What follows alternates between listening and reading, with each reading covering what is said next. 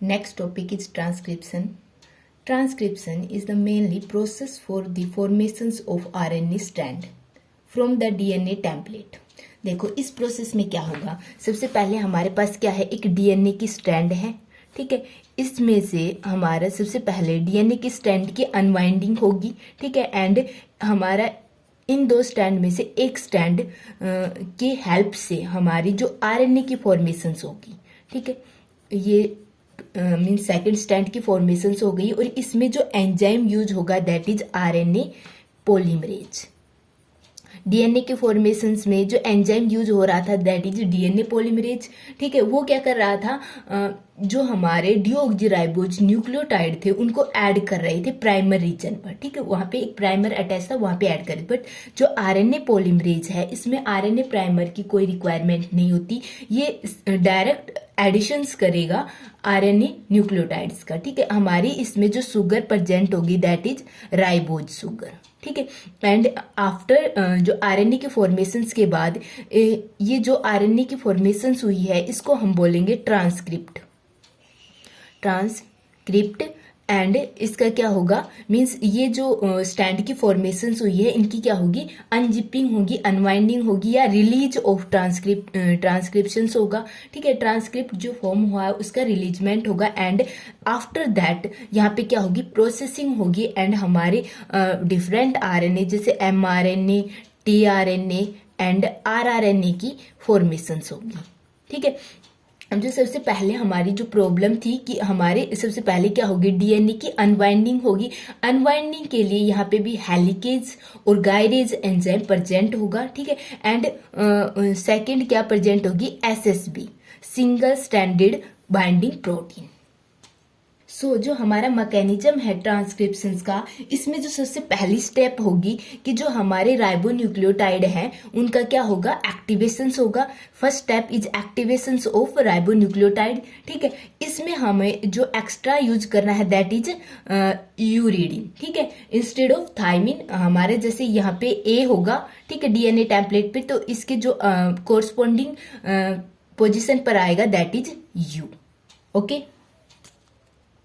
सबसे पहले हमारे जो राइबोन्यूक्लियोटाइड है इनका एक्टिवेशंस होगा। हमारे जो न्यूक्लियोप्लाज्मा में प्रेजेंट है that is in the form of monophosphate, ठीक है। अब उनका क्या होगा, ट्राइफॉस्फेट में कन्वर्जन होगा। सेकेंड जो स्टेप होगी दैट इज कि जो हमारा डीएनए टेम्पलेट है उसकी अनवाइंडिंग होगी। और अनवाइंडिंग मीन्स हमें क्या चाहिए, टेम्पलेट स्टैंड चाहिए, ठीक है। और जिसकी जो हमारा आरएनए का जो सिंथेसिस होगा that is in 5 prime to 3 prime direction. तो हमें जो स्ट्रैंड चाहिए that is 3 prime to 5 prime directions, ठीक है। और ये जो स्ट्रैंड होगी that is template stand of DNA, जहां पे आरएनए की फॉर्मेशंस अकर होगी।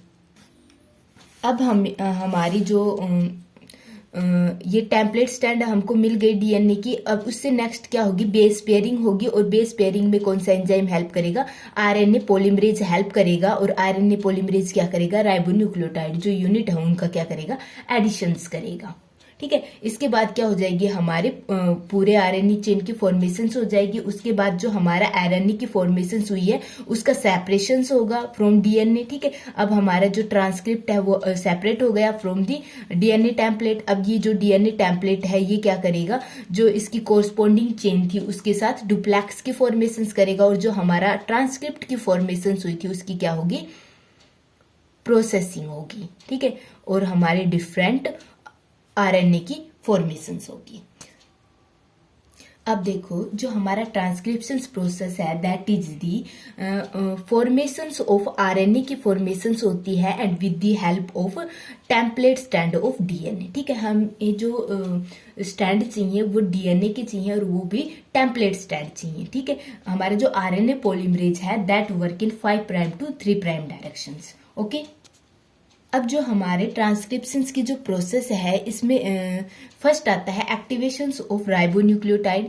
देखो हमारा जो न्यूक्लियोप्लाज्मा है उसमें हमारे जो राइबोन्यूक्लियोटाइड है that is in present in the form of AMP, GMP, CMP and UMP. ये सारी क्या है, मोनोफॉस्फेट के फॉर्म में प्रेजेंट है। अब इनको ट्राइफॉस्फेट में कन्वर्जन करने के लिए क्या करना पड़ेगा, हमें डाइफॉस्फेट इसमें ऐड करना पड़ेगा। और इसके लिए हमने जो रिएक्शंस करवा करवानी है, दैट इज फोस्फोराइलेशंस, यहाँ पे रिएक्शंस होती हैं एंड यहाँ इसमें जो एंजाइम यूज होते हैं दैट इज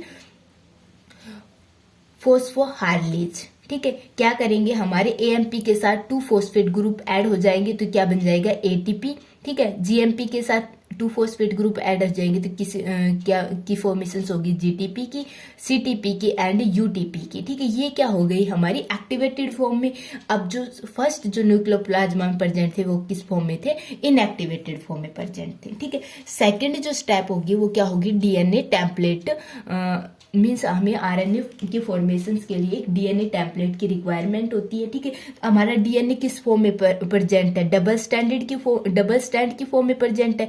सबसे पहले हमें क्या करना पड़ेगा, इस स्टैंड को सेपरेट करना पड़ेगा। ठीक है, जिस स्टैंड की direction 3 prime to 5 prime end है उसको सेपरेट करना पड़ेगा। वो किस तरह एक्ट करेगी, that act as a template stand and antisense stand. अब ये जो सेपरेशंस होगा वो कौन से रीजन्स में होगा, देखो ये जो सेपरेशंस होगा उस रीजन में होगा जहां पे एटी रीच हमारे न्यूक्लियोटाइड प्रेजेंट होंगे। ठीक है, और इसका जो लॉजिक है दैट इज कि हमारा ए और टी के बीच में डबल बॉन्ड प्रेजेंट होते हैं और जी और सी के बीच में ट्रिपल बॉन्ड प्रेजेंट होते हैं। तो ट्रिपल बॉन्ड को ब्रेक करने के लिए हमें ज्यादा एनर्जी की रिक्वायरमेंट होती है और ए टी को ब्रेक करने के लिए, डबल बॉन्ड को ब्रेक करने के लिए कम एनर्जी की रिक्वायरमेंट होती है। सो जो हमारी डीएनए डुप्लेक्स है इसकी जो अनवाइंडिंग होगी वो कहाँ से होगी, टाटा बॉक्स से। ठीक है, अब नेक्स्ट आता है, हमें टाटा बॉक्स मिल गया। ठीक है, अब जो नेक्स्ट स्टेप है कि अनवाइंडिंग किसकी हेल्प से होगी, तो यहाँ पे एंजाइम की हेल्प से होगी, that is gyrase and single standard binding protein that is SSBP। ठीक है, अब जो हमारा डीएनए स्टैंड है इसके पास देखो क्या क्या प्रेजेंट है। एक तो है प्रमोटर साइट जहां पे आरएनए पॉलीमरेज को क्या करेगा, रिकॉग्नाइज करेगा और वहां से जो हमारी चेन इलोंगेशन स्टार्ट होगी। ठीक है, एक हो गया टाटा बॉक्स जहां पे क्या होगी, डीएनए की अनवाइंडिंग स्टार्ट होगी। और थर्ड जो है दैट इज टर्मिनेशन साइट, और टर्मिनेशन साइट कहाँ पे प्रेजेंट होती है, जो पोली ए मीन्स हमारे जो ए मीन्स एडेनिन इस प्रकार की जो चेन मिल जाएगी वहां पे क्या हो जाएगा, हमारा ट्रांसक्रिप्शन का टर्मिनेशन हो जाएगा। वहीं तक हमारे आरएनए की फॉर्मेशन होगी, इससे आगे आरएनए की फॉर्मेशन नहीं होगी।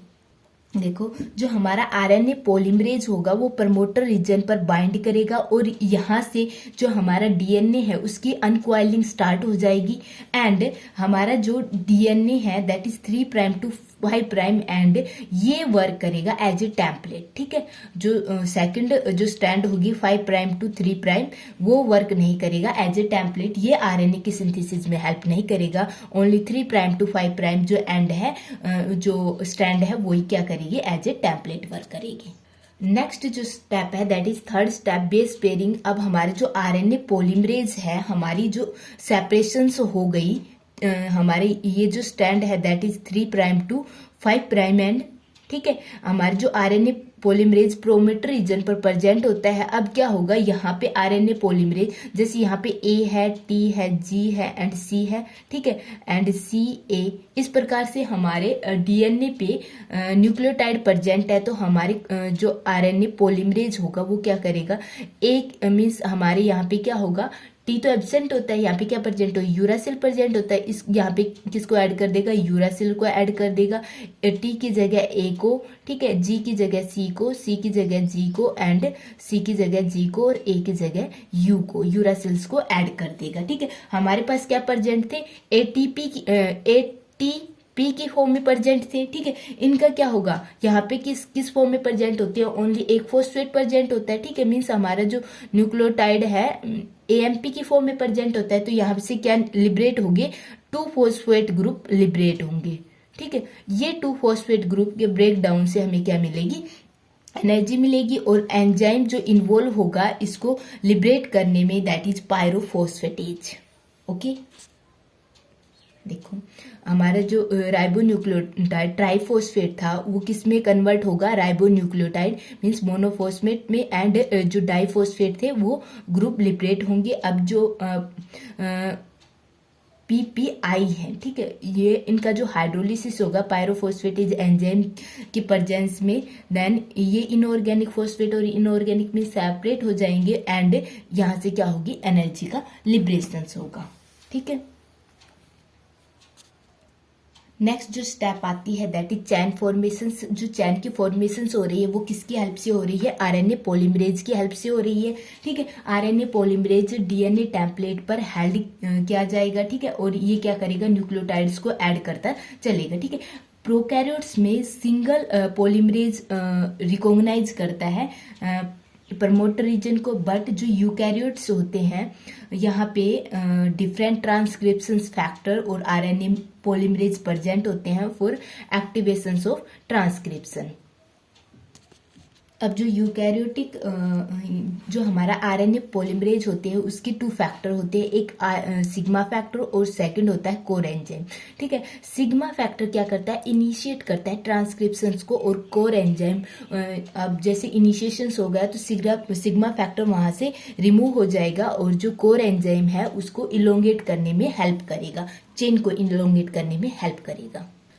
जो रेट ऑफ ट्रांसक्रिप्शन है दैट इज कि 30 न्यूक्लियोटाइड पर सेकेंड RNA पॉलीमरेज ऐड कर रहा है ऑन DNA टेम्पलेट पे, ठीक है। अब जो RNA सिंथेसिस जो हो रही है वो टर्मिनेट कब होगी, जब हमारा पॉलीमरेज टर्मिनेटर रीजन पे जहाँ पे पॉली ए साइट प्रेजेंट होगी वहां पे पहुंचेगा, उस टाइम पे स्टॉप हो जाएगा synthesis of RNA। And stop करने के लिए किस फैक्टर की रिक्वायरमेंट होती है, रो फैक्टर की रिक्वायरमेंट होती है। एंड ये जो रो फैक्टर होता है ये क्या कंटेन करता है, 4 to 8 एडिनिन न्यूक्लियोटाइड, ठीक है। मीन्स ए इस प्रकार की चेन प्रेजेंट होती है, वहां पे क्या हो जाएगा, टर्मिनेशंस ऑफ RNA सिंथेसिस। अब हमारे जो RNA सिंथेसिस है उसकी फॉर्मेशंस हो चुकी है, इसको हम क्या बोलेंगे, ट्रांसक्रिप्ट बोलेंगे, ओके। नेक्स्ट स्टेप है, अब जो हमारा RNA सिंथेसिस हुआ है ऑन द DNA टेम्पलेट, इसका सेपरेशन कैसे होगा। देखो जो हमारा RNA की फॉर्मेशन हुई है, ठीक है, टर्मिनेशन रीजन पे रो फैक्टर प्रेजेंट होता है और यहाँ पे जो रो फैक्टर होता है उसके पास ATPase एक्टिविटी होती है, ठीक है। इस एक्टिविटी की हेल्प से ये क्या कर देता है, जो ट्रांसक्रिप्ट की फॉर्मेशन हुई है उसको रिलीज कर देता है। अब हमें जो ट्रांसक्रिप्ट की फॉर्मेशन मिली है दैट इज नॉट फंक्शनल। अब इसको फंक्शनल RNA की फॉर्मेशंस के लिए क्या करनी पड़ेगी, प्रोसेसिंग करनी पड़ेगी। सबसे पहले हमारी क्या होगा, सेपरेशंस ऑफ RNA। नेक्स्ट है डुप्लेक्स फॉर्मेशन। अब हमारा जो DNA टेम्पलेट है उससे RNA की स्ट्रैंड मीन्स ट्रांसक्रिप्ट जो फॉर्म हुआ था वो लिबरेट हो चुका है। अब ये क्या करेगा, अपनी ओरिजिनल फॉर्म में आएगा या अपने डुप्लेक्स की फॉर्मेशंस करेगा। तो जो हमारे डुप्लेक्स की फॉर्मेशंस कैसे होगी, इसको अनवाइंडिंग के लिए गायरेज, SSB प्रोटीन इनकी रिक्वायरमेंट थी। अनवाइंडेज ये एंजाइम थे, ये इसके साथ अटैच थे, ठीक है। अब इनकी जो वाइंडिंग के लिए क्या करेंगे, ये सारी क्या हो जाएंगी, रिलीज हो जाएंगे और जो कॉम्प्लीमेंट्री बेस पेयर थी, ठीक है, वो क्या करेगी, इसके साथ बॉन्ड की फॉर्मेशंस कर लेगी और जो हमारा DNA है वो हेलिकल स्ट्रक्चर को रिगेन कर लेगा, ठीक है। अब नेक्स्ट आता है पोस्ट ट्रांसक्रिप्शनल प्रोसेसिंग।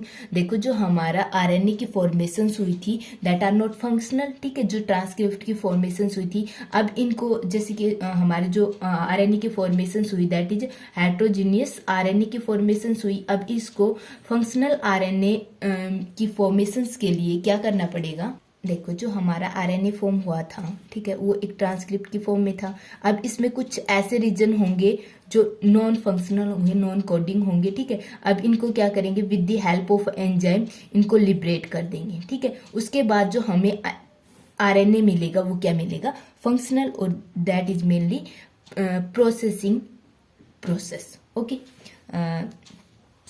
देखो एक DNA टेम्पलेट पर कौन कौन से रीजन प्रेजेंट होते हैं, एक हो गया प्रमोटर साइट, एक टर्मिनेटर। प्रमोटर साइट जहाँ पे RNA पॉलीमरेज रिकॉग्नाइज करेगा और यहाँ से चैन की इलोंगेशन स्टार्ट होगी, और जो टर्मिनेटर है वहाँ पे क्या होगा, DNA जो सिंथेसिस है RNA की वो टर्मिनेट हो जाएगी, ठीक है। This is template 3' to 5' template stand, ठीक है। एंड